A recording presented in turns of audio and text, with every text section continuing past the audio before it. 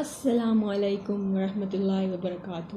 Welcome back to my YouTube channel, اور میں ایک بار پھر سے حاضر ہوں آج کی اچھی بات کے ساتھ، اور آج ہم کل کا کنٹینیو کریں گے انشاءاللہ۔ تو جی شروع کرتے ہیں۔ دوسرا مرحلہ، کھلی تبلیغ۔ اظہار دعوت کا پہلا حکم۔ اس بارے میں سب سے پہلے اللہ تعالیٰ کا یہ قول نازل ہوا، وَأَنذِرْ عَشِيرَتَكَ الْأَقْرَبِينَ۔ آپ صلی اللہ علیہ وسلم اپنے نزدیک ترین قرابت داروں کو عذاب الہی سے ڈرائیے۔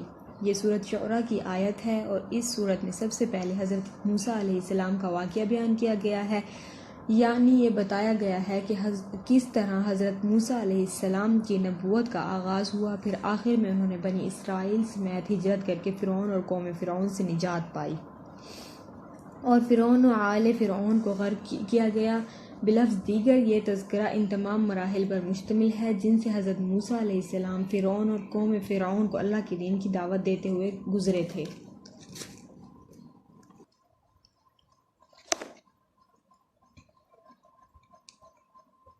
میرا خیال ہے کہ جب رسول اللہ صلی اللہ علیہ وآلہ وسلم کو اپنی قوم کے اندر کھل کر تبلیغ کرنے کا حکم دیا گیا تو اس موقع پر حضرت موسیٰ علیہ السلام کے واقعے کی یہ تفصیل اس لیے بیان کر دی گئی تاکہ کھلم کھلا دعوت دینے کے بعد جس طرح کی تکذیب اور ظلم و زیادتی سے سابقہ پیش آنے والا تھا، اس کا ایک نمونہ آپ صلی اللہ علیہ وآلہ وسلم اور صحابہ کرام رضی اللہ تعالی عنہ کے سامنے موجود رہے۔ دوسری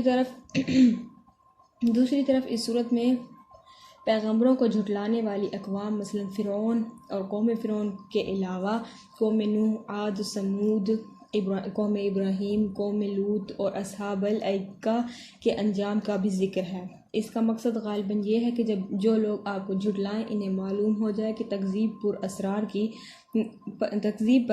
کی صورت میں ان کا انجام کیا ہونے والا ہے، اور وہ اللہ تعالیٰ کی طرف سے کس قسم کے مواخذے سے دوچار ہوں گے۔ نیز اہل ایمان کو معلوم ہو جائے کہ اچھا انجام انہی کا ہوگا، جھٹلانے والوں کا نہیں۔ قرابت داروں میں تبلیغ۔ بہرحال اس آیت کے نزول کے بعد نبی صلی اللہ علیہ وآلہ وسلم نے پہلا کام یہ کیا کہ بنی ہاشم کو جمع کیا۔ ان کے ساتھ بنی مطلب بن عبد مناف کو بھی ایک جماعت تھی۔ کل 45 آدمی تھے، لیکن ابو لہب نے بات لپک لی اور بولا، دیکھو یہ تمہارے چچا اور چچیرے بھائی ہیں، بات کرو لیکن نادانی چھوڑ دو، اور یہ سمجھ لو کہ تمہارا خاندان سارے عرب سے مقابلے کتاب نہیں لا سکتا، اور میں سب سے زیادہ حقدار ہوں کہ تمہیں پکڑ لوں، بس تمہارے لیے تمہارے باپ کا خانوادہ ہی کافی ہے، اور اگر تم اپنی بات پر قائم رہے تو یہ بہت آسان ہوگا کہ قریش کے سارے قبائل تم پر ٹوٹ پڑیں اور بقیہ عرب بھی ان کی امداد کریں۔ پھر میں نہیں جانتا کہ کوئی شخص اپنے باپ کے خانوادے کے لیے تم سے بڑھ کر شر اور تباہی کا باعث ہوگا۔ اس پر نبی صلی اللہ علیہ وآلہ وسلم نے خاموشی اختیار کر لی اور اس مجلس میں گفتگو نہ کی۔ اس کے بعد آپ صلی اللہ علیہ وآلہ وسلم نے انہیں دوبارہ جمع کیا اور ارشاد فرمایا، ساری حمد اللہ کے لیے ہے، میں اس کی حمد کرتا ہوں اور اس سے مدد چاہتا ہوں، اس پر ایمان رکھتا ہوں، اسی پر بھروسہ کرتا ہوں، اور یہ گواہی دیتا ہوں کہ اللہ کے سوا کوئی عبادت کے لائق نہیں، وہ تنہا ہے، اس کا کوئی شریک نہیں۔ پھر آپ صلی اللہ علیہ وآلہ وسلم نے فرمایا، رہنما اپنے گھر کے لوگوں سے جھوٹ نہیں بول سکتا، اس خدا کی قسم جس کے سوا کوئی معبود نہیں، تمہاری طرف خصوصاً اور لوگوں کی طرف عموماً اللہ کا رسول فرستادہ ہوں، بخدا تم لوگ اسی طرح موت سے دوچار ہوگے جیسے سو جاتے ہو، اور اسی طرح اٹھائے جاؤ گے جیسے سو کر جاگتے ہو، پھر جو کچھ تم کرتے ہو اس کا تم سے حساب لیا جائے گا، اس کے بعد یا تو ہمیشہ کے لیے جنت ہے یا ہمیشہ کے لیے جہنم۔ اس پر ابو طالب نے کہا، نہ پوچھو، ہمیں تمہاری معاملت کس قدر پسند ہے، تمہاری نصیحت کس قدر قابل قبول ہے، اور ہم تمہاری بات کس قدر سچی مانتے ہیں، اور یہ تمہارے والد کا خانوادہ جمع ہے اور میں بھی ان کا ایک فرد ہوں، فرق اتنا ہے کہ میں تمہاری پسند کی تکمیل کے لیے ان سب سے پیش ہوں، لہٰذا تمہیں جس بات کا حکم ہوا ہے اسے انجام دو، بخدا میں تمہاری مسلسل حفاظت و اعانت کرتا رہوں گا، البتہ میری طبیعت عبد المطلب کا دین چھوڑنے پر راضی نہیں۔ ابو لہب نے کہا خدا کی قسم یہ برائی ہے، اس کے ہاتھ دوسروں سے پہلے تم لوگ ہی پکڑ لو۔ اس پر ابو طالب نے کہا خدا کی قسم جب تک جان میں جان ہے ہم ان کی حفاظت کرتے رہیں گے۔ کوہ صفا پر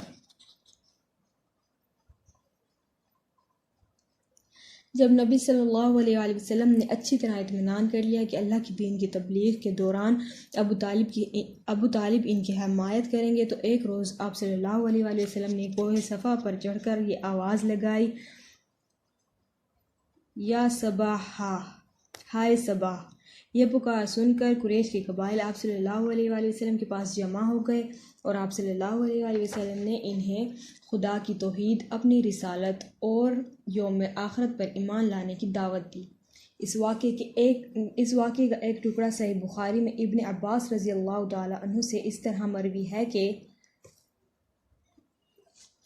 جب وَأَنذِرْ عَشِيرَتَكَ الْأَقْرَبِينَ نازل ہوئی تو نبی صلی اللہ علیہ وآلہ وسلم نے کوہ صفا پر چڑھ کر بطون قریش کو آواز لگانی شروع کی، اے ابن فہر، اے بنی عدی، یہاں تک کہ سب کے سب اکٹھا ہو گئے، حتیٰ کہ اگر کوئی آدمی خود نہ جا سکتا تھا تو اس نے اپنا قاصد بھیج دیا کہ دیکھے معاملہ کیا ہے۔ غرض قریش آ گئے، ابو لہب بھی آ گیا۔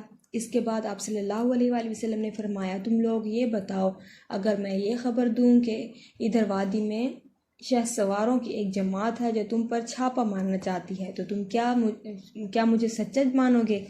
لوگوں نے کہا ہاں، ہم نے آپ پر سچ ہی کا تجربہ کیا ہے۔ آپ صلی اللہ علیہ وآلہ وسلم نے فرمایا اچھا، تو میں تمہیں ایک سخت عذاب سے پہلے خبردار کرنے کے لیے بھیجا گیا ہوں۔ اس پر ابو لہب نے کہا تو سارے دن غارت ہو، تو نے ہمیں اسی لیے جمع کیا۔ اس پر سورۃ تبت یدا ابی لہب نازل ہوئی اور ابو لہب کے دونوں ہاتھ غارت ہوں اور وہ خود غارت ہو۔ اس واقعے کا ایک اور ٹکڑا امام مسلم نے اپنی صحیح میں ابو ہریرہ رضی اللہ تعالی عنہ سے روایت کیا ہے۔ وہ کہتے ہیں کہ جب آیت وَأَنذِرْ عَشِيرَتَكَ الْأَقْرَبِينَ نازل ہوئی تو رسول اللہ صلی اللہ علیہ وآلہ وسلم نے پکار لگائی۔ یہ پکار عام بھی تھی اور خاص بھی۔ آپ صلی اللہ علیہ وآلہ وسلم نے کہا اے جماعت قریش، اپنے آپ کو جہنم سے بچاؤ، اے بنی کعب اپنے آپ کو جہنم سے بچاؤ، اے محمد کی بیٹی فاطمہ اپنے آپ کو جہنم سے بچا، کیونکہ میں تم لوگوں کے لیے کو اللہ کی گرفت سے بچانے کا کچھ بھی اختیار نہیں رکھتا، البتہ تم لوگوں سے نسب قرابت کے تعلقات ہیں جنہیں میں باقی اور تر و تازہ رکھنے کی کوشش کروں گا۔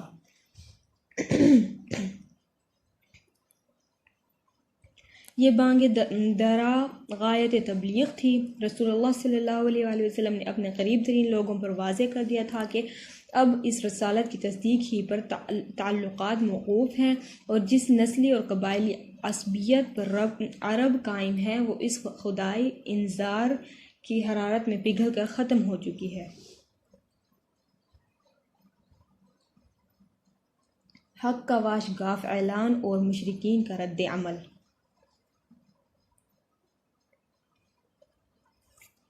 اس آواز کی گونج ابھی مکے کے اطراف میں سنائی ہی دے رہی تھی کہ اللہ تعالیٰ کا ایک اور حکم نازل ہوا، فَاصْدَعْ بِمَا تُؤْمَرُ وَأَعْرِضْ عَنِ الْمُشْرِكِينَ۔ آپ کو جو حکم ملا ہے اسے کھول کر بیان کر دیجیے اور مشرکین سے رخ پھیر لیجیے۔ اس کے بعد رسول اللہ صلی اللہ علیہ وآلہ وسلم نے شرک کے خرافات و اباطیل کا پردہ چاک کرنا اور بتوں کی حقیقت اور قدر و قیمت کو واشگاف کرنا شروع کر دیا۔ آپ مثال دے دے کر سمجھاتے کہ یہ کس قدر عاجز و ناکارہ ہیں، اور دلائل سے واضح فرماتے کہ جو شخص انہیں پوجتا ہے اور ان کو اپنے اور اللہ کے درمیان وسیلہ بناتا ہے وہ کس قدر کھلی ہوئی گمراہی میں ہے۔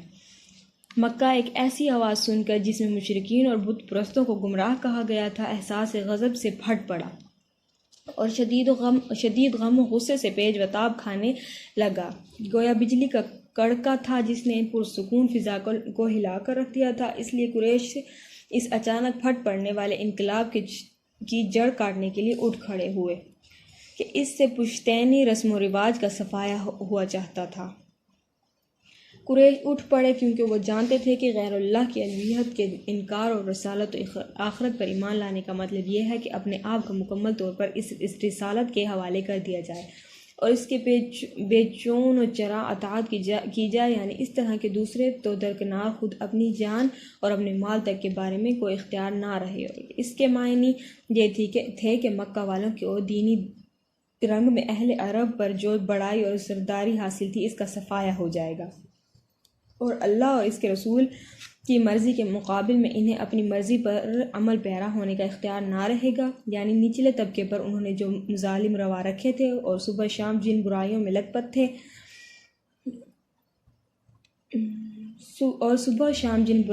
پت رہتے تھے ان سے دستکش ہوتے ہی بنے گی۔ قریش اس مطلب کو اچھی طرح سمجھ رہے تھے، اس لیے ان کی طبیعت اس رسوا کن پوزیشن کو قبول کرنے کے لیے تیار نہ تھی، لیکن کسی شرف اور خیر کے پیش نظر نہیں، بل یرید الانسان لیفجر امامہ، بلکہ اس لیے کہ انسان چاہتا ہے کہ آئندہ بھی برائی کرتا رہے۔ قریش یہ سب کچھ سمجھ رہے تھے، لیکن مشکل یہ آن پڑی تھی کہ ان کے سامنے ایک ایسا شخص تھا جو صادق و امین تھا، انسانی اقدار اور مکارم اخلاق کا اعلیٰ نمونہ تھا، اور ایک طویل عرصے سے انہوں نے اپنے آباء و اجداد کی تاریخ میں اس کی نظیر نہ دیکھی تھی اور نہ سنی۔ آخر اس کے بالمقابل کریں تو کیا کریں؟ قریش حیران تھے اور انہیں واقعی حیرانی ہونا چاہیے تھی۔ کافی غور و غوض کے بعد ایک راستہ سمجھ میں آیا کہ آپ کے چچا ابو طالب کے پاس جائیں اور مطالبہ کریں کہ وہ آپ کو آپ کے کام سے روک دیں۔ پھر انہوں نے اس مطالبے کو حقیقت اور واقعیت کا جامہ پہنانے کے لیے یہ دلیل تیار کی کہ ان کے معبودوں کو چھوڑنے کی دعوت دینا اور یہ کہنا کہ یہ معبود نفع و نقصان پہنچانے یا اور کچھ کرنے کی طاقت نہیں رکھتے، در حقیقت ان کے معبودوں کی سخت توہین اور بہت بری گالی ہے، اور یہ ہمارے ان آباء و اجداد کو احمق اور گمراہ قرار دینے کے بھی ہم معنی ہیں جو اسی دین پر گزر چکے ہیں۔ قریش کو یہی راستہ سمجھ میں آیا اور انہوں نے بڑی تیزی سے اس پر چلنا شروع کر دیا۔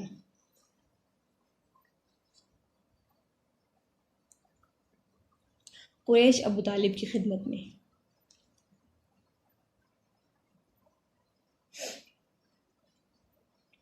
ابن اسحاق کہتے ہیں کہ اشراف قریش سے چند آدمی ابو طالب کے پاس گئے اور بولے، اے ابو طالب، آپ کے بھتیجے نے ہمارے خداؤں کو برا بھلا کہا ہے، ہمارے دین کی عیب چینی کی ہے، ہماری عقلوں کو حماقت زدہ کہا ہے اور ہمارے باپ دادا کو گمراہ قرار دیا ہے، لہٰذا یا تو آپ انہیں اس سے روک دیں یا ہمارے اور ان کے درمیان سے ہٹ جائیں، کیونکہ آپ بھی ہماری ہی طرح ان سے مختلف دین پر ہیں، ہم ان کے معاملے میں آپ کے لیے بھی کافی رہیں گے۔ اس کے جواب میں ابو طالب نے نرم بات کہی اور رازدارانہ لب و لہجہ اختیار کیا۔ چنانچہ وہ واپس چلے گئے اور رسول اللہ صلی اللہ علیہ وسلم اپنے سابقہ طریقے پر رواں دواں رہتے ہوئے اللہ کا دین پھیلانے اور اس کی تبلیغ کرنے میں مصروف رہے۔ حجاج کو روکنے کے لیے مجلس شورا۔ انہی دنوں قریش کے سامنے ایک اور مشکل آن کھڑی ہوئی، یعنی ابھی کھلم کھلا تبلیغ پر چند ہی مہینے گزرے تھے کہ موسم حج قریب آ گیا۔ قریش کو معلوم تھا کہ اب عرب کے وفود کی آمد شروع ہوگی، اس لیے وہ ضروری سمجھتے تھے کہ نبی صلی اللہ علیہ وآلہ وسلم کے متعلق کوئی ایسی بات کہیں کہ جس کی وجہ سے اہل عرب کے دلوں پر آپ صلی اللہ علیہ وآلہ وسلم کی تبلیغ کا اثر نہ ہو۔ چنانچہ وہ اس بات پر گفت شنید کے لیے ولید بن مغیرہ کے پاس اکٹھے ہوئے۔ ولید نے کہا، اس بارے میں تم سب لوگ ایک رائے اختیار کر لو، تم میں باہم کوئی اختلاف نہیں ہونا چاہیے کہ خود تمہارا ہی ایک آدمی دوسرے آدمی کی تکذیب کر دے اور ایک کی بات دوسرے کی بات کو کاٹ دے۔ لوگوں نے کہا، ہاں آپ ہی کہیے۔ اس نے کہا، نہیں تم لوگ کہو، میں سنوں گا۔ اس پر چند لوگوں نے کہا، ہم کہیں گے وہ کاہن ہے۔ ولید نے کہا، نہیں خدا وہ کاہن نہیں ہے، ہم نے کاہنوں کو دیکھا ہے، اس شخص کے اندر نہ کاہنوں کی جیسی گنگناہٹ ہے، نہ ان کے جیسی قافیہ گوئی اور تک بندی۔ اس پر لوگوں نے کہا، تب ہم کہیں گے کہ وہ پاگل ہے۔ ولید نے کہا، نہیں وہ پاگل بھی نہیں ہے، ہم نے پاگل بھی دیکھے ہیں اور ان کی کیفیت بھی، اس شخص کے اندر نہ پاگلوں جیسی دم گھٹنے کی کیفیت اور الٹی سیدھی حرکتیں ہیں اور نہ ہی ان کے جیسی بہکی باتیں۔ لوگوں نے کہا، تب ہم کہیں گے کہ وہ شاعر ہے۔ ولید نے کہا وہ شاعر بھی نہیں، ہم رجز، حجز، قریز، مقبوض، مبسوط سارے ہی اصناف سخن معلوم ہے، اس کی بات بہرحال شعر نہیں ہے۔ لوگوں نے کہا تب ہم کہیں گے کہ وہ جادوگر ہے۔ ولید نے کہا یہ شخص جادوگر بھی نہیں، ہم نے جادوگر اور ان کا جادو بھی دیکھا ہے، یہ شخص نہ تو ان کی طرح جھاڑ پھونک کرتا ہے نہ گرا لگاتا ہے۔ لوگوں نے کہا تب ہم کہیں گے کیا؟ ولید نے کہا خدا کی قسم اس کی بات بڑی شیریں ہے، اس کی جڑ پائیدار ہے اور اس کی شاخ پھلدار ہے، تم جو بات بھی کہو گے لوگ اسے باطل سمجھیں گے، البتہ اس کے بارے میں سب سے مناسب بات یہ کہہ سکتے ہو کہ وہ جادوگر ہے، اس نے ایسا کلام پیش کیا ہے جو جادو ہے، اس سے باپ بیٹے، بھائی شوہر بیوی اور کنبے قبیلے پھوٹ پڑ جاتی ہے۔ بالآخر لوگ اسی تجویز پر متفق ہو کر وہاں سے رخصت ہوئے۔ بعض روایات میں یہ تفصیل بھی مذکور ہے کہ جب ولید نے لوگوں کی ساری تجویزیں رد کر دیں تو لوگوں نے کہا پھر آپ بھی اپنی بے داغ رائے پیش کیجیے۔ اس پر ولید نے کہا ذرا سوچ لینے دو۔ اس کے بعد وہ سوچتا رہا یہاں تک کہ اپنی مذکورہ بلا رائے ظاہر کی۔ اسی معاملے میں ولید کے متعلق سورہ مدثر کی 16 آیات نازل ہوئیں، جن میں سے چند آیات کے اندر اس کے سوچنے کی کیفیت کا نقشہ بھی کھینچا گیا۔ چنانچہ ارشاد ہوا، ترجمہ: اس نے سوچا اور اندازہ لگایا، وہ غارت ہو، اس نے کیسا اندازہ لگایا، پھر غارت ہو، اس نے کیسا اندازہ لگایا، پھر نظر دوڑائی، پھر پیشانی سکیڑی، پھر منہ بسورا، پھر پلٹا اور تکبر کیا، آخر کار کہا کہ یہ نرالا جادو ہے جو پہلے سے نقل ہوتا آ رہا ہے، یہ محض انسان کا کلام ہے۔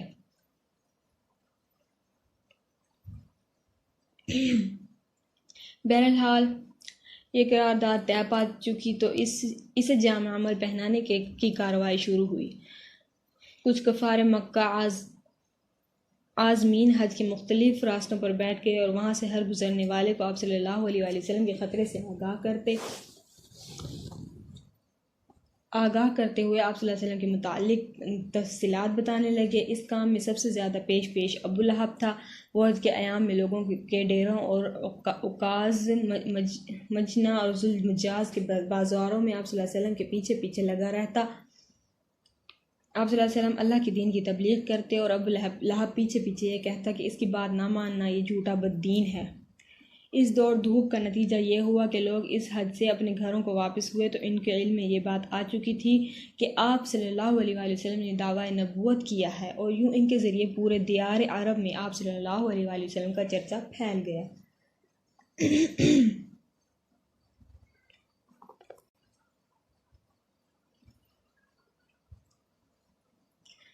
محاذ آرائی کے مختلف انداز۔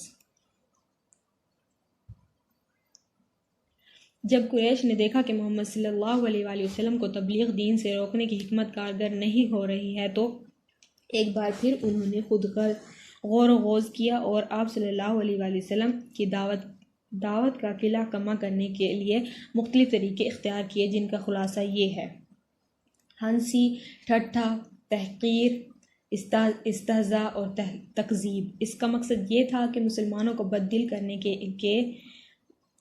کے ان کے حوصلے توڑ دیے جائیں۔ اس کے لیے مشرکین نے نبی صلی اللہ علیہ وآلہ وسلم کو ناروا تہمتوں اور بیہودہ گالیوں کا نشانہ بنایا۔ چنانچہ وہ کبھی آپ صلی اللہ علیہ وآلہ وسلم کو پاگل کہتے، جیسا کہ ارشاد ہے، ترجمہ: ان کفار نے کہا کہ اے وہ شخص جس پر قرآن نازل ہوا، تو یقیناً پاگل ہے، اور کبھی آپ صلی اللہ علیہ وسلم پر جادوگر اور جھوٹے ہونے کا الزام لگاتے۔ چنانچہ ارشاد ہے، ترجمہ: انہیں حیرت ہے کہ خود انہی میں سے ایک ڈرانے والا آیا اور کافرین کہتے ہیں کہ یہ جادوگر ہے، جھوٹا ہے۔ یہ کفار آپ کے آگے پیچھے پرغضب، منتقمانہ نگاہوں اور بھڑکتے ہوئے جذبات کے ساتھ چلتے تھے۔ ارشاد ہے، ترجمہ: اور کفار اس قرآن کو سنتے ہیں تو آپ صلی اللہ علیہ وسلم کے ایسی نگاہوں سے دیکھتے ہیں کہ گویا آپ صلی اللہ علیہ وآلہ وسلم کے قدم اکھاڑ دیں گے، اور کہتے ہیں کہ یہ یقیناً پاگل ہے۔ اور جب آپ صلی اللہ علیہ وآلہ وسلم کسی جگہ تشریف فرما ہوتے اور آپ کے ارد گرد کمزور اور مظلوم صحابہ کرام رضی اللہ تعالی عنہم موجود ہوتے تو انہیں دیکھ کر مشرکین استہزاء کرتے ہوئے کہتے، اچھا یہی حضرات ہیں جن پر اللہ نے ہمارے درمیان سے احسان فرمایا ہے۔ جواباً اللہ کا ارشاد ہے کہ اللہ شکر گزاروں کو سب سے زیادہ نہیں جانتا۔ عام طور پر مشرکین کی کیفیت وہی تھی جس کا نقشہ ذیل کی آیات میں کھینچا گیا ہے۔ جو مجرم تھے وہ ایمان لانے والوں کا مذاق اڑاتے تھے، اور جب ان کے پاس سے گزرتے تو آنکھیں مارتے تھے، اور جب اپنے گھروں کو پلٹتے تو لطف اندوز ہوتے ہوئے پلٹتے تھے، اور جب انہیں دیکھتے تو کہتے کہ یہی گمراہ ہیں، حالانکہ وہ ان پر نگران بنا کر نہیں بھیجے گئے تھے۔ محاذ آرائی کی دوسری صورت۔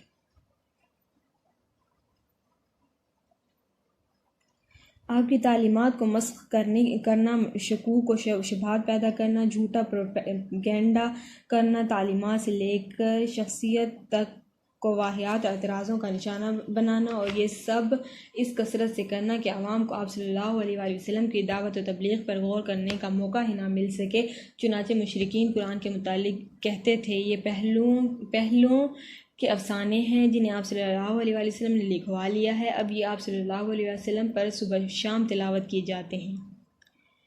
یہ محض جھوٹ ہے جسے اس نے گھڑ لیا ہے، اور کچھ دوسرے لوگوں نے اس پر اس کی اعانت کی ہے۔ مشرکین یہ بھی کہتے تھے کہ یہ قرآن آپ کو ایک انسان سکھاتا ہے۔ رسول اللہ صلی اللہ علیہ وآلہ وسلم پر ان کا اعتراض یہ تھا، یہ کیسا رسول ہے کہ کھانا کھاتا ہے اور بازاروں میں چلتا پھرتا ہے؟ قرآن شریف کے بہت سے مقامات پر مشرکین کا رد بھی کیا گیا، کہیں اعتراض نقل کر کے اور کہیں نقل کے بغیر۔ محاذ آرائی کی تیسری صورت۔ پہلوؤں کے واقعات اور افسانوں سے قرآن کا مقابلہ کرنا اور لوگوں کو اسی میں الجھائے اور پھنسائے رکھنا۔ چنانچہ نضر بن حارث کا واقعہ ہے کہ اس نے ایک بار قریش سے کہا، قریش کے لوگوں، خدا کی قسم تم پر ایسی افتاد آن پڑی ہے کہ تم لوگ اب تک اس کا کوئی توڑ نہیں لا سکے۔ محمد صلی اللہ علیہ وآلہ وسلم تم میں جوان تھے تو تمہارے سب سے پسندیدہ آدمی تھے، سب سے زیادہ سچے اور سب سے بڑھ کر امانت دار تھے۔ اب جب کہ ان کی کن پٹیوں پر سفیدی دکھائی پڑنے کو ہے، یعنی ادھیڑ ہو چلے ہیں، اور وہ تمہارے پاس کچھ باتیں لے کر آئے ہیں تو تم کہتے ہو کہ وہ جادوگر ہیں۔ نہیں بخدا وہ جادوگر نہیں، ہم نے انہیں جادوگر دیکھے ہیں، ان کی جھاڑ پھونک اور گرہ بندی بھی دیکھی ہے، اور تم لوگ کہتے ہو وہ کاہن ہیں۔ نہیں بخدا وہ کاہن بھی نہیں ہیں، ہم نے کاہن بھی دیکھے ہیں، ان کی الٹی سیدھی حرکتیں بھی دیکھی ہیں، اور ان کی فقرہ بندیاں بھی سنی ہیں۔ تم لوگ کہتے ہو وہ شاعر ہیں، نہیں بخدا وہ شاعر بھی نہیں ہیں، ہم نے شعر بھی دیکھا ہے اور اس کے سارے اصناف حجز رجز وغیرہ سنے ہیں۔ تم لوگ کہتے ہو وہ پاگل ہے، نہیں وہ بخدا وہ پاگل بھی نہیں، ہم نے پاگل بھی دیکھا ہے۔ یہاں نہ اس طرح کی گھٹن ہے، نہ ویسی بہکی باتیں، اور نہ ان کے جیسی فریب کارانہ گفتگو۔ قریش کے لوگوں، سوچو خدا کی قسم تم پر زبردست افتاد آن پڑی ہے۔ اس کے بعد نضر بن حارث حیران رہ گیا۔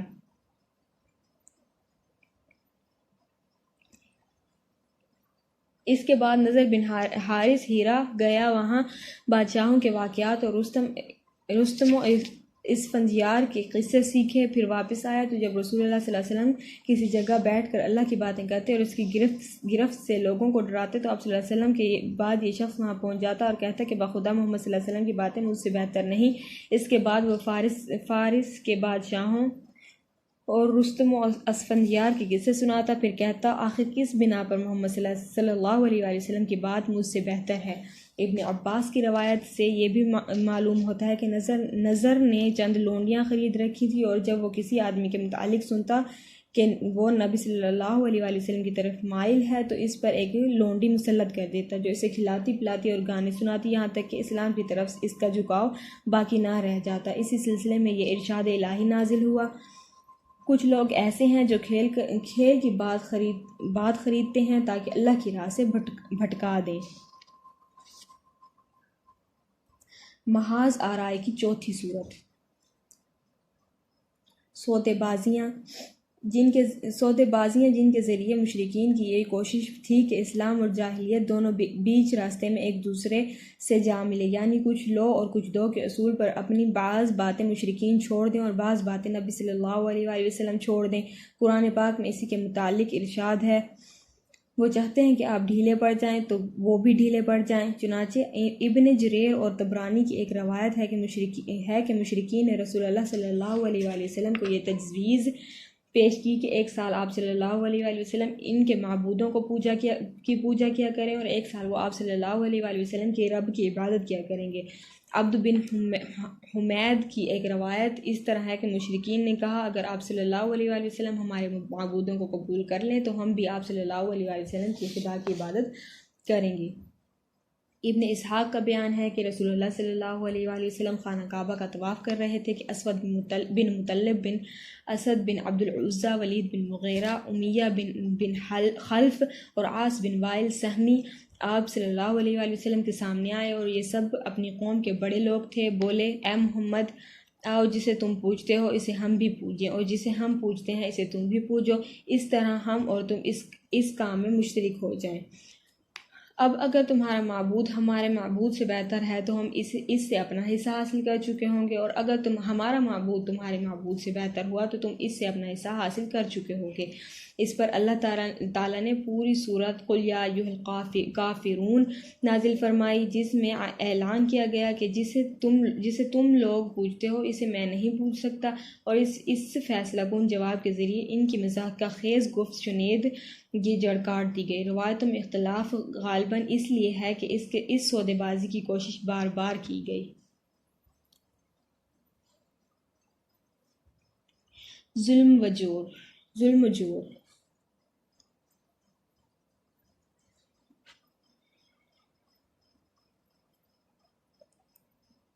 سنچار نبوت میں جب پہلی بار اسلامی دعوت منظر عام پر آئی تو مشرکین نے اسے دبانے کے لیے وہ کارروائیاں انجام دی جن کا ذکر اوپر گزر چکا ہے۔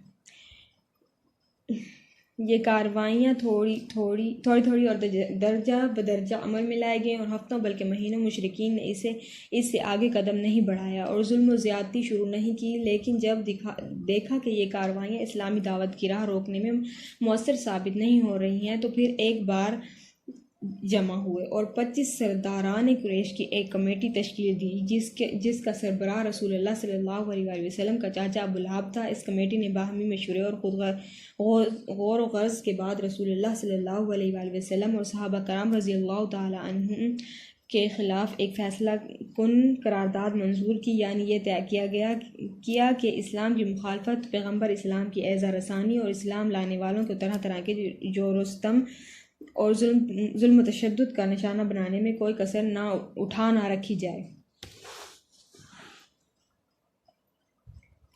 مشرکین نے قرارداد طے کر کے اسے روح عمل لانے کا عزم مصمم کر لیا۔ مسلمانوں اور خصوصاً کمزور مسلمانوں کے اعتبار سے یہ کام بہت آسان تھا، لیکن رسول اللہ صلی اللہ علیہ وآلہ وسلم کے لحاظ سے بڑی مشکلات تھیں۔ آپ صلی اللہ علیہ وآلہ وسلم ذاتی طور پر پرشکوہ، باوقار اور منفرد شخصیت کے مالک تھے۔ دوست دشمن سبھی آپ صلی اللہ علیہ وآلہ وسلم کو تعظیم کی نظر سے دیکھتے تھے۔ آپ صلی اللہ علیہ وآلہ وسلم جیسی شخصیت کا سامنا اکرام و احترام ہی سے کیا جا سکتا تھا، اور آپ صلی اللہ علیہ وسلم کے خلاف کسی نیچ اور ذلیل حرکت کی جرأت کوئی رذیل اور احمق ہی کر سکتا تھا۔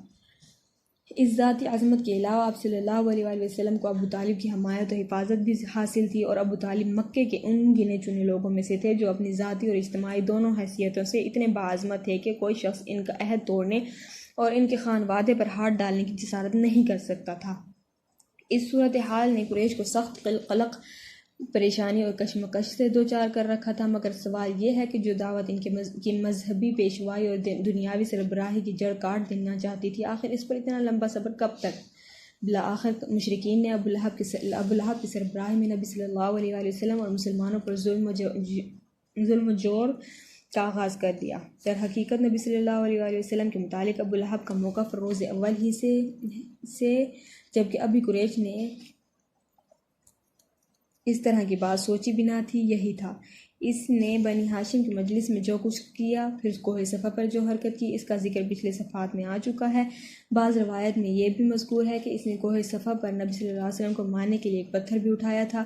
بعثت سے پہلے ابو لہب نے اپنے دو بیٹوں عتبہ اور عتیبہ کی شادی نبی صلی اللہ علیہ وآلہ وسلم کی دو صاحبزادیوں رقیہ رضی اللہ تعالی عنہ اور ام کلثوم رضی اللہ تعالی عنہ سے کی تھی، لیکن بعثت کے بعد اس نے نہایت سختی اور درستی سے ان دونوں کو طلاق دلوا دی۔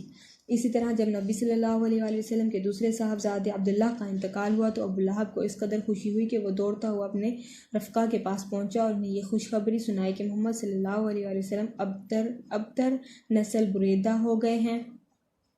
ہم یہ بھی ذکر کر چکے ہیں کہ ایام حج میں ابو لہب نے نبی صلی اللہ علیہ وآلہ وسلم کی تکذیب کے لیے بازاروں اور اجتماعات میں آپ صلی اللہ علیہ وآلہ وسلم کے پیچھے پیچھے لگا رہتا تھا۔ طارق بن عبداللہ محاربی کی روایت سے معلوم ہوتا ہے کہ یہ شخص صرف تکذیب ہی پر بس نہیں کرتا تھا بلکہ پتھر بھی مارتا رہتا تھا، جس سے آپ صلی اللہ علیہ وآلہ وسلم کی ایڑیاں خون آلود ہو جاتی تھیں۔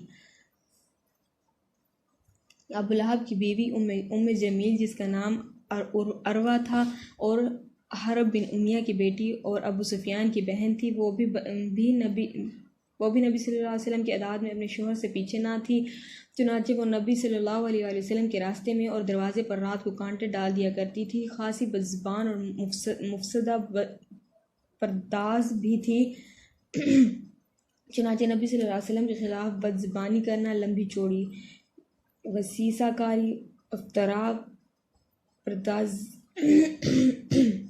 پردازی سے کام لینا، فتنے کی آگ بھڑکانا اور خوفناک جنگ بپا رکھنا اس کا شیوا تھا۔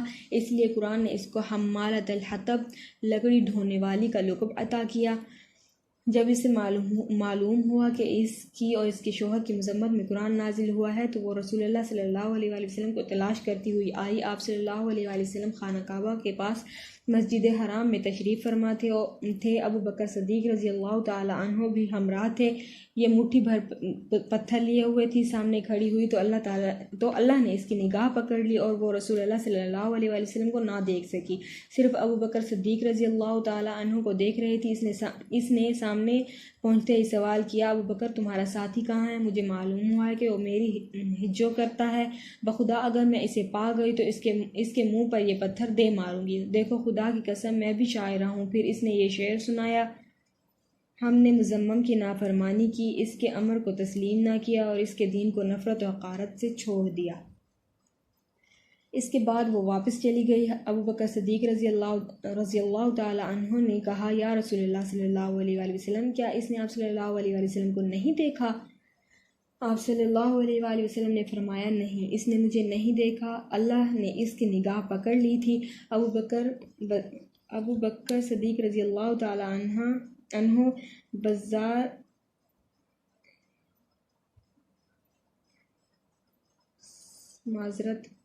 ابو بکر بزار نے بھی یہ واقعہ روایت کیا ہے اور اس میں اتنا مزید اضافہ ہے کہ جب وہ ابو بکر صدیق رضی اللہ تعالیٰ عنہ کے پاس کھڑی ہوئی تھی تو اس نے یہ بھی کہا، ابو بکر تمہارے ساتھی نے ہماری ہجو کی ہے؟ ابو بکر رضی اللہ تعالیٰ عنہ نے کہا، نہیں، اس امارت کے رب کی قسم، نہ وہ شعر کہتے ہیں نہ اسے زبان پر لاتے ہیں۔ اس نے کہا، تم سچ کہتے ہو۔ ابو لہب اس کے باوجود یہ ساری حرکتیں کر رہا تھا کہ رسول اللہ صلی اللہ علیہ وآلہ وسلم کا چچا اور پڑوسی تھا۔ اس کا گھر آپ صلی اللہ علیہ وآلہ وسلم کے گھر سے متصل تھا۔ اسی طرح آپ صلی اللہ علیہ وآلہ وسلم کے دوسرے پڑوسی بھی آپ صلی اللہ علیہ وآلہ وسلم کے گھر کے اندر ستاتے تھے۔ ابن اسحاق کا بیان ہے کہ جو گروہ گھر کے اندر رسول اللہ صلی اللہ علیہ وسلم کو اذیت دیا کرتا تھا وہ یہ تھا: ابو لہب، حکم بن ابی العاص بن امیہ، عقبہ بن ابی معیط، عدی بن حمرہ، ثقفہ ابن الاسدہ، حزلی، یہ سب کے سب آپ صلی اللہ علیہ وآلہ وسلم کے پڑوسی تھے اور ان میں سے حکم بن ابی العاص کے علاوہ کوئی بھی مسلمان نہ ہوا۔ ان کے ستانے کا طریقہ یہ تھا کہ جب آپ صلی اللہ علیہ وآلہ وسلم نماز پڑھتے تو کوئی شخص بکری کی بچہ دانی اس طرح ٹکا کر پھینکتا کہ وہ ٹھیک آپ صلی اللہ علیہ وآلہ وسلم کے اوپر گرتی۔ چولہے پر ہانڈی چڑھائی جاتی تو بچہ دانی اس طرح پھینکتے کہ سیدھے ہانڈی میں گر جاتی۔ آپ صلی اللہ علیہ وآلہ وسلم نے مجبور ہو کر ایک گھروندہ بنا لیا تاکہ نماز پڑھتے ہوئے ان سے بچ سکیں۔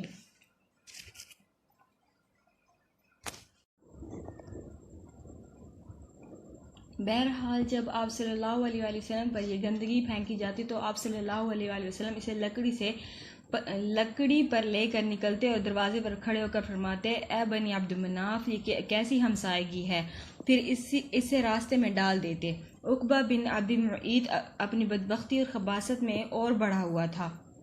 چنانچہ صحیح بخاری میں حضرت عبداللہ بن مسعود رضی اللہ تعالی عنہ سے مروی ہے کہ نبی صلی اللہ علیہ وآلہ وسلم بیت اللہ کے پاس نماز پڑھ رہے تھے اور ابو جہل اور اس کے کچھ رفقا بیٹھے ہوئے تھے کہ اتنے میں بعض سے کہا، کون ہے جو بنی فلاں کے اونٹ کی اوجڑی لائے اور جب حضور اکرم صلی اللہ علیہ وآلہ وسلم سجدہ کریں تو ان کی پیٹھ پر ڈال دے۔ اس پر قوم کا بدبخت ترین آدمی عقبہ بن ابی معیط اٹھا اور اوجھ لا کر انتظار کرنے لگا۔ جب نبی صلی اللہ علیہ وآلہ وسلم سجدے میں تشریف لے گئے تو اسے آپ صلی اللہ علیہ وآلہ وسلم کی پیٹھ پر دونوں کندھوں کے درمیان ڈال دیا۔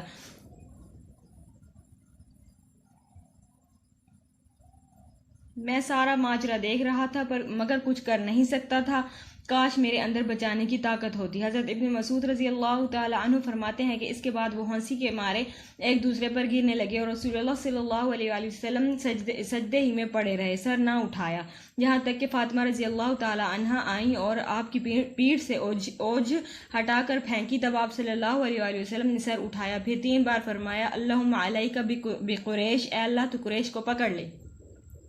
جب آپ صلی اللہ علیہ وآلہ وسلم نے بد دعا کی تو ان پر بہت گراں گزری، کیونکہ ان کا عقیدہ تھا کہ شہر میں دعائیں قبول کی جاتی ہیں۔ اس کے بعد آپ صلی اللہ علیہ وآلہ وسلم نے نام لے کر بد دعا کی، اے اللہ ابو جہل کو پکڑ لے اور عتبہ بن ربیعہ، شیبہ بن ربیع، ولید بن عتبہ، امید بن خلف اور عقبہ بن ابی معیط کو پکڑ لے۔ انہوں نے 7ویں کا بھی نام گنا لیکن راوی کو یاد نہ رہا۔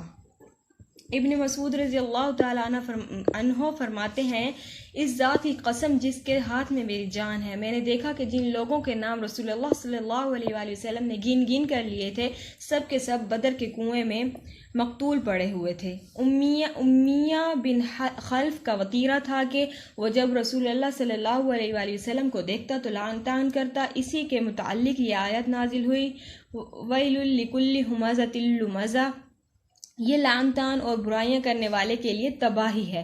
ابن حشام کہتے ہیں کہ ہمازہ وہ شخص ہے جو اعلانیہ گالیاں بکے اور آنکھیں ٹیڑھی کر کے اشارے کرے، اور لمزہ وہ شخص ہے جو پیٹھ پیچھے لوگوں کی برائیاں کرے اور انہیں اذیت دے۔ امیہ کا بھائی ابی بن خلف عقبہ بن ابی معیط کا گہرا دوست تھا۔ ایک بار عتبہ نے نبی صلی اللہ علیہ وآلہ وسلم کے پاس بیٹھ کر کچھ سنا۔ ابی کو معلوم ہوا تو اس نے عقبہ کو سخت سست کہا، اعتاب کیا اور اس سے مطالبہ کیا کہ وہ جا کر رسول اللہ صلی اللہ علیہ وآلہ وسلم کے منہ پر تھوک آئے۔ آخر عقبہ نے ایسا ہی کیا۔ خود ابی بن خلف نے ایک مرتبہ ایک بوسیدہ ہڈی لا کر توڑی اور ہوا میں پھونک کر رسول اللہ صلی اللہ علیہ وآلہ وسلم کی طرف اڑا دی۔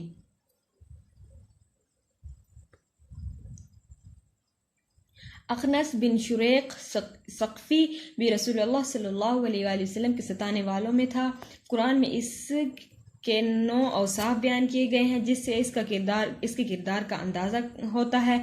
ارشاد ہے، تم بات نہ مانو کسی قسم کھانے والے ذلیل کی جو لعن طعن کرتا ہے، جو چغلیاں کھاتا ہے، بھلائی سے روکتا ہے، حد درجہ ظالم، بد عمل اور جفاکار ہے، اور اس کے بعد بد اصل بھی ہے۔ ابو جہل کبھی کبھی رسول اللہ صلی اللہ علیہ وآلہ وسلم کے پاس آ کر قرآن سنتا تھا، لیکن بس سنتا ہی تھا، ایمان و اطاعت اور ادب و خشیت اختیار نہیں کرتا تھا۔ وہ رسول اللہ صلی اللہ علیہ وآلہ وسلم کو اپنی بات سے اذیت پہنچاتا اور اللہ کی راہ سے روکتا تھا، پھر اپنی حرکت اور برائی پر ناز اور فخر کرتا ہوا جاتا تھا، گویا اس نے کوئی قابل ذکر کارنامہ انجام دے دیا ہو۔ قرآن مجید کی یہ آیت اسی شخص کے بارے میں نازل ہوئی، نہ اس نے صدقہ دیا، نہ نماز پڑھی، بلکہ جھٹلایا اور پیٹھ پھیری۔ پھر وہ اکڑتا ہوا اپنے گھر والوں کے پاس گیا، تیرے خوب لائق ہے۔ اس شخص نے پہلے دن جب نبی صلی اللہ علیہ وآلہ وسلم کو نماز پڑھتے ہوئے دیکھا تو اسی دن سے آپ صلی اللہ علیہ وآلہ وسلم کو نماز سے روکتا رہا۔ ایک بار نبی صلی اللہ علیہ وآلہ وسلم مقام ابراہیم کے پاس نماز پڑھ رہے تھے کہ اس کا گزر ہوا۔ دیکھتے ہی بولا، محمد، کیا میں نے تجھے اس سے منع نہیں کیا تھا؟ ساتھ ہی دھمکی بھی دی۔ رسول اللہ صلی اللہ علیہ وآلہ وسلم نے بھی ڈانٹ کر سختی سے جواب دیا۔ اس پر وہ کہنے لگا، اے محمد، مجھے کاہے کی دھمکی دے رہے ہو؟ دیکھو، خدا کی قسم، اس وادی مکہ میں میری محفل سب سے بڑی ہے۔ اس پر اللہ تعالیٰ نے یہ آیت نازل فرمائی، فَلْيَدْعُ نَادِيَهُ، اچھا تو وہ بلائے اپنی محفل کو، ہم بھی سزا کے فرشتوں کو بلائے دیتے ہیں۔ ایک روایت میں مذکور ہے کہ رسول اللہ صلی اللہ علیہ وآلہ وسلم نے اس کا گربان گلے کے پاس سے پکڑ لیا اور جھنجھوڑتے ہوئے فرمایا، اولا لک فاولا ثم اولا لک فاولا، تیرے لیے بہت ہی موزوں ہے، تیرے لیے بہت ہی موزوں ہے۔ اس پر اللہ کا یہ دشمن کہنے لگا، اے محمد صلی اللہ علیہ وآلہ وسلم، مجھے دھمکی دے رہے ہو؟ خدا کی قسم، تم اور تمہارا پروردگار میرا کچھ نہیں کر سکتے۔ میں مکے کی دونوں پہاڑیوں کے درمیان چلنے پھرنے والوں میں سب سے زیادہ معزز ہوں۔ بہرحال اس ڈانٹ کے باوجود ابو جہل حماقت سے باز آنے والا نہ تھا، بلکہ اس کی بدبختی میں کچھ اور اضافہ ہو گیا۔ چنانچہ صحیح مسلم میں ابو ہریرہ رضی اللہ تعالی عنہ سے مروی ہے کہ ایک بار سرداران قریش سے ابو جہل نے کہا کہ محمد صلی اللہ علیہ وآلہ وسلم آپ حضرات کے روبرو اپنا چہرہ خاک آلود کرتا ہے؟ جواب دیا گیا، ہاں۔ اس نے کہا، لات اور عزیٰ کی قسم، اگر میں نے اسے اس حالت میں دیکھ لیا تو اس کی گردن رون دوں گا اور اس کا چہرہ مٹی پر رگڑ دوں گا۔ اس کے بعد اس نے رسول اللہ صلی اللہ علیہ وآلہ وسلم کو نماز پڑھتے ہوئے دیکھ لیا اور اس زعم میں چلا کہ آپ صلی اللہ علیہ وآلہ وسلم کی گردن رون دے گا، لیکن لوگوں نے اچانک کیا دیکھا کہ وہ ایڑی کے بل پلٹ رہا ہے اور دونوں ہاتھ سے بچاؤ کر رہا ہے۔ لوگوں نے کہا، ابو الحکم، کیا تمہیں کیا ہوا؟ اس نے کہا، میرے اور اس کے درمیان آگ کی ایک خندق ہے، ہولناکیاں ہیں اور پر ہیں۔ رسول اللہ صلی اللہ علیہ وآلہ وسلم نے فرمایا، اگر وہ میرے قریب آتا تو فرشتے اس کا ایک عضو اچک لیتے۔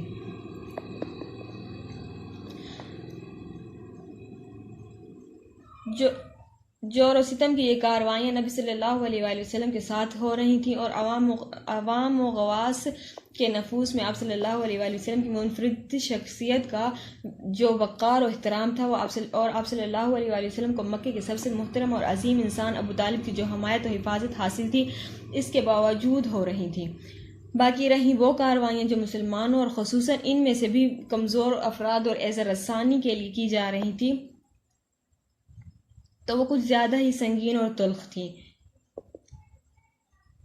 ہر قبیلہ اپنے مسلمان ہونے والے افراد کو طرح طرح کی سزائیں دے رہا تھا، اور جس شخص کا قبیلہ نہ تھا، ان پر اوباشوں اور سرداروں نے ایسے جور و ستم روا رکھے تھے جنہیں سن کر مضبوط انسان کا دل بھی بے چینی سے تڑپنے لگتا ہے۔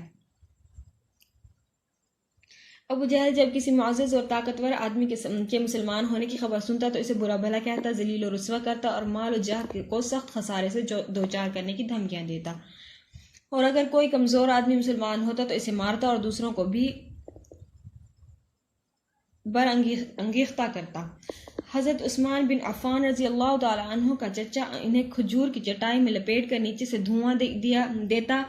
حضرت مصعب بن عمیر رضی اللہ تعالی عنہ کی ماں کو ان کے اسلام لانے کا علم ہوا تو ان کا دانا پانی بند کر دیا اور انہیں گھر سے نکال دیا۔ یہ بڑے ناز و نعمت میں پلے تھے، حالات کی شدت سے دوچار ہوئے تو کھال اس طرح ادھڑ گئی جیسے سانپ کچلی چھوڑتا ہے۔ حضرت بلال رضی اللہ تعالی عنہ امیہ بن خلف جمحی کے غلام تھے۔ امیہ ان کی گردن میں رسی ڈال کر لڑکوں کو دے دیتا تھا اور وہ انہیں مکہ کے پہاڑوں میں گھماتے پھرتے تھے، یہاں تک کہ گردن پر رسی کا نشان پڑ جاتا تھا۔ خود امیہ بھی انہیں باندھ کر ڈنڈے سے مارتا تھا اور چلچلاتی دھوپ میں جبراً بٹھائے رکھتا تھا۔ کھانا پانی بھی نہ دیتا تھا بلکہ بھوکا پیاسا رکھتا تھا، اور اس سے کہیں بڑھ کر یہ ظلم کرتا تھا کہ جب دوپہر کی گرمی شباب پر ہوتی تو مکہ کے پتریلے کنکروں پر لٹا کر سینے پر بھاری پتھر رکھوا دیتا، پھر کہتا، خدا کی قسم تو اسی طرح پڑا رہے گا یہاں تک کہ مر جائے گا یا محمد صلی اللہ علیہ وآلہ وسلم کے ساتھ کفر کرے۔ حضرت بلال رضی اللہ تعالی عنہ اس حالت میں بھی فرماتے، احد احد۔ ایک روز یہی کارروائی کی جا رہی تھی، تھی کہ ابو بکر صدیق رضی اللہ تعالی عنہ کا گزر ہوا۔ انہوں نے حضرت بلال رضی اللہ تعالی عنہ کو ایک کالے غلام کے بدلے، اور کہا جاتا ہے کہ 200 درہم 735 گرام چاندی یا 280 درہم 1 کلو سے زائد چاندی کے بدلے خرید کر آزاد کر دیا۔ حضرت عمار بن یاسر رضی اللہ تعالی عنہ بنو مخزوم کے غلام تھے۔ انہوں نے اور ان کے والدین نے اسلام قبول کیا تو ان پر قیامت ٹوٹ پڑی۔ مشرکین جن میں ابو جہل پیش تھا سخت دھوپ کے وقت انہیں پتھریلی زمین پر لے جا کر اس کی تپش سے سزا دیتے۔ ایک بار انہیں اسی طرح سزا دی جا رہی تھی کہ نبی صلی اللہ علیہ وآلہ وسلم کا گزر ہوا۔ آپ صلی اللہ علیہ وآلہ وسلم نے فرمایا، آل یاسر صبر کرنا، تمہارا ٹھکانہ جنت ہے۔ آخرکار یاسر ظلم کی کتاب نہ لا کر وفات پا گئے، اور سمیہ رضی اللہ تعالی عنہ جو حضرت عمار رضی اللہ تعالی عنہ کی والدہ تھی، ان کی شرمگاہ میں ابو جہل نے نیزہ مارا اور وہ دم توڑ گئیں۔ یہ اسلام میں پہلی شہیدہ ہیں۔ حضرت عمار رضی اللہ تعالی عنہ پر سختی کا سلسلہ جاری رہا۔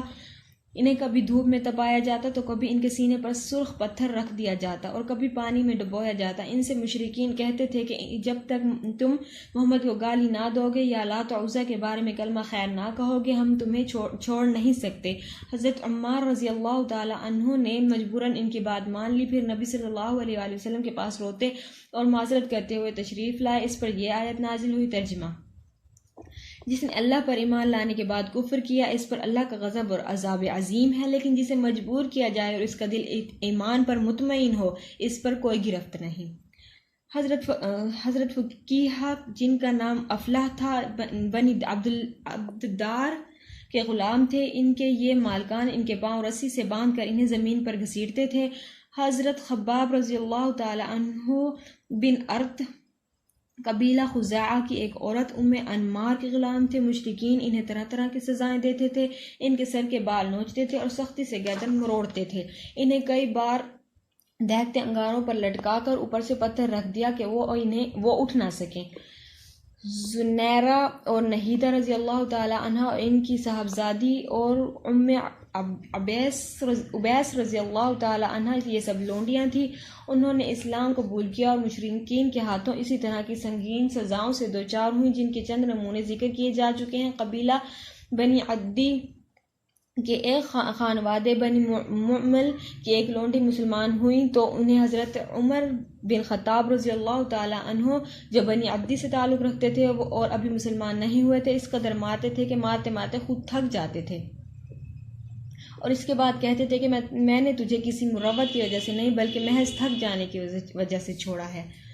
آخرکار حضرت ابوبکر صدیق رضی اللہ تعالی عنہ نے حضرت بلال رضی اللہ تعالی عنہ اور عامر بن فہیرہ کی طرح ان لونڈیوں کو بھی خرید کر آزاد کر دیا۔ مشرکین نے سزا کی ایک شکل یہ بھی اختیار کی تھی کہ بعض صحابہ رضی اللہ تعالی عنہ کو اونٹ اور گائے کی کچی کھال میں لپیٹ کر دھوپ میں ڈال دیتے تھے اور بعض کو لوہے کے ذرہ پہنا کر جلتے ہوئے پتھر پر لٹا دیتے تھے۔ در حقیقت اللہ کی راہ میں ظلم و جور کا نشانہ بننے والوں کی فہرست بہت لمبی ہے اور بڑی تکلیف دہ ہے۔ حالت یہ تھی کہ جس کسی کے مسلمان ہونے کا پتہ چل جاتا تھا، مشرکین اس کے در پہ آزار ہو جاتے تھے۔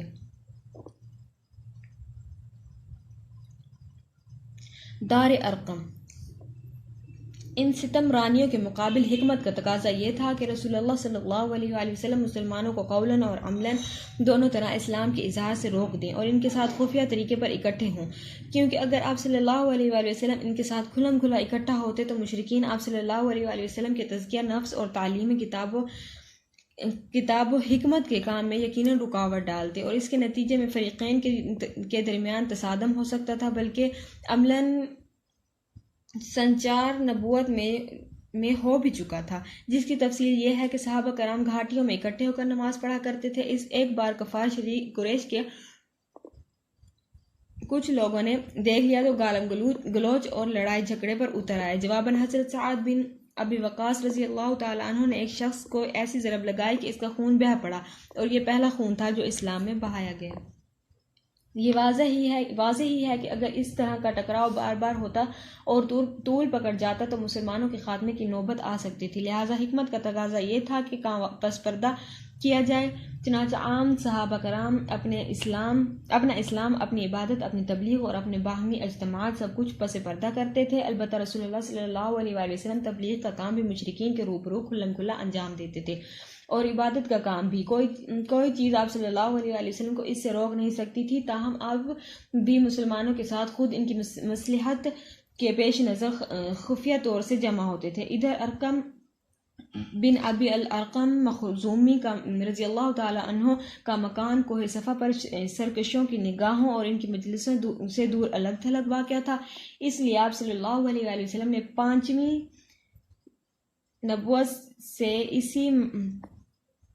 سن نبوت سے اسی مکان کو اپنی دعوت اور مسلمانوں کے ساتھ اپنے اجتماع کا مرکز بنایا۔ پہلی ہجرت حبشہ۔ جو رستم کا مذکورہ سلسلہ نبوت کے چوتھے سال کے درمیان یا آخر میں شروع ہوا تھا اور ابتداءً معمول تھا، مگر دن بدن اور ماہ بماہ بڑھتا گیا، یہاں تک کہ نبوت کے 5ویں سال کا وسط آتے آتے اپنے شباب کو پہنچ گیا، حتیٰ کہ مسلمانوں کے لیے مکہ میں رہنا 2 بر ہو گیا اور انہیں ان پہ ہم ستم رانیوں سے نجات کی تدبیر سوچنے کے لیے مجبور ہو جانا پڑا۔ انہی سنگین اور تاریک حالات میں سورۃ کہف نازل ہوئی۔ یہ اصلاً تو مشرکین کے پیش کردہ سوالات کے جواب تھی، لیکن اس میں جو 3 واقعات بیان کیے گئے، ان واقعات میں اللہ تعالیٰ کی طرف سے اپنے مومن بندوں کے لیے مستقبل کے بارے میں نہایت بلیغ اشارات تھے۔ چنانچہ اصحاب کہف کے واقعہ میں یہ درس موجود ہے کہ جب دین و ایمان خطرے میں ہو تو کفر و ظلم کے مراکز سے ہجرت کے لیے تن بتقدیر نکل پڑنا چاہیے۔ ارشاد ہے ترجمہ: اور جب تم ان سے اور اللہ کے سوا ان کے دوسرے معبودوں سے الگ ہو گئے تو غار میں پناہ گیر ہو جاؤ، تمہارا رب تمہارے لیے اپنی رحمت پھیلا دے گا اور تمہارے کام کے لیے تمہاری سہولت کی چیز تمہیں مہیا کرے گا۔ موسیٰ اور حضرت خضر علیہ السلام کے واقعے سے یہ بات ثابت ہوتی ہے کہ نتائج ہمیشہ ظاہری حالات کے مطابق نہیں ہوتے، بلکہ بسا اوقات ظاہری حالات کے بالکل برعکس ہوتے ہیں۔ لہٰذا اس واقعے میں اس بات کی طرف لطیف اشارہ پنہاں ہے کہ مسلمانوں کے خلاف اس وقت جو ظلم و تشدد برپا ہے، اس کے نتائج بالکل برعکس نکلے، اور یہ سرکش مشرکین اگر ایمان نہ لائے تو آئندہ انہی مقہور و مجبور مسلمانوں کے سامنے سرنگوں ہو کر اپنی قسمت کے فیصلے کے لیے پیش ہوں گے۔ ذوالقرنین کے واقعے میں چند خاص باتوں کی طرف اشارہ ہے۔ یہ کہ زمین اللہ کی ہے، وہ اپنے بندوں میں سے جسے چاہتا ہے اس کا وارث بناتا ہے۔ یہ کہ فلاح و کامرانی ایمان ہی کی راہ میں ہے، کفر کی راہ میں نہیں۔ یہ کہ اللہ تعالیٰ رہ کر اپنے بندوں میں سے ایسے افراد کھڑے کرتا رہتا ہے جو مجبور و مقہور انسانوں کو اس دور کے یاجوج ماجوج سے نجات دلاتا ہے۔ یہ کہ اللہ کے صالح بندے یہ زمین کی وراثت اللہ کے صالح بندے ہی زمین کی وراثت کے سب سے زیادہ حقدار ہیں۔ پھر سورۃ کہف کے بعد سورہ زمر کا نزول ہوا اور اس میں ہجرت کی طرف اشارہ کیا گیا اور بتایا گیا کہ اللہ کی زمین تنگ نہیں ہے۔ ترجمہ: جن لوگوں نے اس دنیا میں اچھائی کی ان کے لیے اچھائی ہے اور اللہ کی زمین کشادہ ہے، صبر کرنے والوں کو ان کا اجر بلا حساب دیا جائے گا۔ ادھر رسول اللہ صلی اللہ علیہ وآلہ وسلم کو معلوم تھا اسحمہ نجاشی شاہ حبش ایک عادل بادشاہ ہے، وہاں کسی پر ظلم نہیں ہوتا، اس لیے آپ صلی اللہ علیہ وآلہ وسلم نے مسلمانوں کو حکم دیا کہ وہ فتنوں سے اپنے دین کی حفاظت کے لیے حبشہ ہجرت کر جائیں۔ اس کے بعد ایک طے شدہ پروگرام کے مطابق رجب سن 5 نبوی میں صحابہ کرام رضی اللہ تعالی عنہم کے پہلے گروہ نے حبشہ کی جانب ہجرت کی۔ اس گروہ میں 12 مرد اور 4 عورتیں تھیں۔ حضرت عثمان رضی اللہ تعالی عنہ بن عفان ان کے امیر تھے اور ان کے ہمراہ رسول اللہ صلی اللہ علیہ وآلہ وسلم کی صاحبزادی حضرت رقیہ رضی اللہ تعالی عنہ بھی تھیں۔ رسول اللہ صلی اللہ علیہ وآلہ وسلم نے ان کے بارے میں فرمایا کہ حضرت ابراہیم اور حضرت لوط علیہ السلام کے بعد یہ پہلا گھرانہ ہے جس نے اللہ کی راہ میں ہجرت کی۔ یہ لوگ رات کی تاریکی میں چپکے سے نکل کر اپنی نئی منزل کی جانب روانہ ہوئے۔ رازداری کا مقصد یہ تھا کہ قریش کو اس کا علم نہ ہو سکے۔ رخ بحر احمر کی بندرگاہ شعیبہ کی جانب تھا۔ خوش قسمتی سے وہاں 2 تجارتی کشتیاں موجود تھیں جو انہیں اپنے دامن عافیت میں لے کر سمندر پار حبشہ چلی گئیں۔ قریش کو کسی قدر بعد میں ان کی روانگی کا علم ہو سکا، تاہم انہوں نے پیچھا کیا اور ساحل تک پہنچے، لیکن صحابہ کرام رضی اللہ تعالی عنہم آگے جا چکے تھے، اس لیے نامراد واپس آئے۔ ادھر مسلمانوں نے حبشہ پہنچ کر بڑے چین کا سانس لیا۔ اسی سال رمضان شریف میں یہ واقعہ پیش آیا کہ نبی صلی اللہ علیہ وآلہ وسلم ایک بار حرم تشریف لے گئے۔ وہاں قریش کا بہت بڑا مجمع تھا، ان کے سردار اور بڑے بڑے لوگ جمع تھے، اور آپ صلی اللہ علیہ وآلہ وسلم ایک دم اچانک کھڑے ہو کر سورہ نجم کی تلاوت شروع کر دی۔ ان کفار نے اس سے پہلے عموماً قرآن سنا نہ تھا، کیونکہ ان کا دائمی وتیرہ قرآن کے الفاظ میں یہ تھا کہ اس قرآن کو مت سنو اور اس میں خلل ڈالو، ادھم مچاؤ تاکہ تم غالب رہو۔ لیکن جب نبی صلی اللہ علیہ وآلہ وسلم نے اچانک اس سورت کی تلاوت شروع کی اور ان کے کانوں میں ایک ناقابل بیان رعنائی اور دلکشی اور عظمت لیے ہوئے کلام الہی کی آواز پڑی تو انہیں کچھ ہوش نہ رہا، سب کے سب گوش بر آواز ہو گئے، کسی کے دل میں کوئی اور خیال ہی نہ آیا، یہاں تک کہ جب آپ صلی اللہ علیہ وآلہ وسلم نے سورہ کے اواخر میں دل ہلا دینے والی آیت تلاوت فرما کر اللہ کا یہ حکم سنایا، فَاسْجُدُوا لِلَّهِ وَاعْبُدُوا، اللہ کے لیے سجدہ کرو اور اس کی عبادت کرو، اور اس کے ساتھ ہی سجدہ فرمایا تو کسی کو اپنے آپ پر قابو نہ رہا اور سب کے سب سجدے میں گر پڑے۔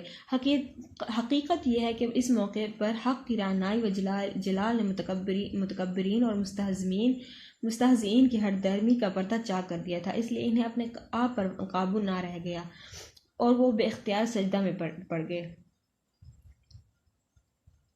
بعد میں جب انہیں احساس ہوا کہ کلام الہی کے جلال نے ان کی لگام موڑ دی اور وہ ٹھیک وہی کام کر بیٹھے جسے مٹانے اور ختم کرنے کے لیے انہوں نے ایڑی سے چوٹی تک کا زور لگا رکھا تھا، اور اس کے ساتھ ہی اس واقعے میں غیر موجود مشرکین نے ان پر ہر طرف سے عتاب اور ملامت کی بوچھاڑ شروع کی، تو ان کے ہاتھوں کے طوطے اڑ گئے اور انہوں نے اپنی جان چھڑانے کے لیے رسول اللہ صلی اللہ علیہ وآلہ وسلم پر یہ افتراء پردازی کی اور یہ جھوٹ گھڑا کہ آپ صلی اللہ علیہ وآلہ وسلم نے ان کے بتوں کا ذکر عزت و احترام سے کرتے ہوئے یہ کہا تھا کہ یہ بلند پایہ دیویاں ہیں اور ان کی شفاعت کی امید کی جاتی ہے، حالانکہ یہ صریح جھوٹ تھا اور جو محض اس لیے گھڑ لیا گیا تھا تاکہ نبی صلی اللہ علیہ وآلہ وسلم کے ساتھ سجدہ کرنے کی جو غلطی ہو گئی ہے اس کے لیے ایک معقول عذر پیش کیا جا سکے۔ اور ظاہر ہے کہ جو لوگ نبی صلی اللہ علیہ وآلہ وسلم پر ہمیشہ جھوٹ گڑتے اور آپ صلی اللہ علیہ وآلہ وسلم کے خلاف ہمیشہ دسیسہ کاری اور افتراء پردازی کرتے رہے تھے، وہ اپنا دامن بچانے کے لیے اس طرح کا جھوٹ کیوں نہ گھڑتے۔ بہرحال مشرکین کے سجدہ کرنے کے اس واقعے کی خبر حبشہ کے مہاجرین کو بھی معلوم ہوئی، لیکن اپنی اصل صورت سے بالکل ہٹ کر، یعنی انہیں یہ معلوم ہوا کہ قریش مسلمان ہو گئے ہیں، چنانچہ انہوں نے ماہ شوال میں مکہ واپسی کی راہ لی، لیکن جب اتنے قریب آ گئے کہ مکہ ایک دن سے بھی کم فاصلے پر رہ گیا تو حقیقت حال آشکار ہوئی۔ اس کے بعد کچھ لوگ تو سیدھے حبشہ پلٹ گئے اور کچھ لوگ چھپ چھپا کر یا قریش کے کسی آدمی کی پناہ لے کر مکے میں داخل ہوئے۔ دوسری ہجرت حبشہ۔ اس کے بعد ان مہاجرین پر خصوصاً اور مسلمانوں پر عموماً قریش کا ظلم و تشدد جور و ستم اور بڑھ گیا، اور ان کے خاندان والوں نے انہیں خوب ستایا، کیونکہ قریش کو ان کے ساتھ نجاشی کے حسن سلوک کی جو خبر ملی تھی اس پر وہ نہایت چین جبین تھے۔ ناچار رسول اللہ صلی اللہ علیہ وآلہ وسلم نے صحابہ کرام رضی اللہ تعالی عنہم کو پھر ہجرت حبشہ کا مشورہ دیا، لیکن یہ دوسری ہجرت پہلی ہجرت کے بالمقابل اپنے دامن میں زیادہ مشکلات لیے ہوئے تھی، کیونکہ اب کے بار قریش پہلے سے ہی چوکنا تھے اور ایسی کسی کوشش کو ناکام بنانے کا تہیہ کیے ہوئے تھے، لیکن مسلمان ان سے کہیں زیادہ مستعد ثابت ہوئے اور اللہ نے ان کے لیے سفر آسان بنا دیا، چنانچہ وہ قریش کی گرفت میں آنے سے پہلے ہی شاہ حبشہ کے پاس پہنچ گئے تھے۔ اس دفعہ کل 84 یا 83 مردوں نے ہجرت کی۔ حضرت عمار کی ہجرت مختلف فیہ ہے اور 18 یا 19 عورتوں نے۔ علامہ منصور پوری نے یقین کے ساتھ عورتوں کی تعداد 18 لکھی ہے۔ اب تک کے لیے اتنا ہی، باقی آئندہ انشاءاللہ۔ جزاک اللہ۔